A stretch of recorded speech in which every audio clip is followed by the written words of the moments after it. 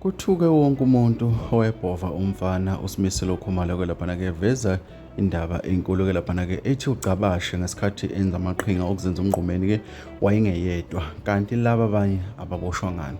Ube sedlulisela isicelo sakhe-ke noma-ke esecela ukuthi-ke ucela-ke umkhwanazi-ke laphana-ke ongumphathi-ke wamaphoyisa-ke ukuthi-ke alisebenze lolu daba noma-ke baboshwe nalaba abasala ngaphandle.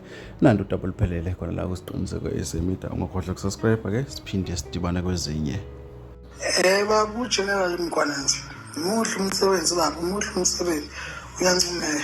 Besicela-ke manje nathi usisize ngapha siyingqodo. Sidinga ukulungiswa lapho odabeni likaCabashe. Khona abantu abasele ngaphandle okumele beboshwe, ababekanye nawe uCabashe. uCabashe lento engayiplenanga yedwa, akakwazi ukuboshwa yedwa. Akaboshwe naye eplenini nabo. Besicela-ke baba ukuthi usiphenyele ngapho ukuthi oba naye esebenza nabo. Basala kanjani bona ngaphandle? Cela nje ukwazi lapho baba, Mkhwanazi. Shamazi, awusisize lapho ngabe ulungisile bandla. Sidinga ukulungiswa odabeni likaCabashe.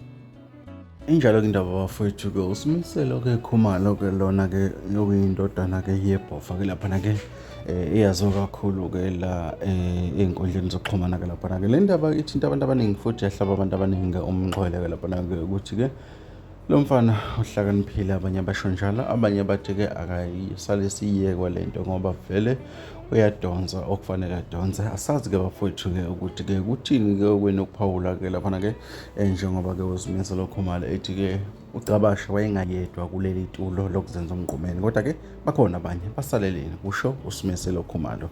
Asidibane kwezinye.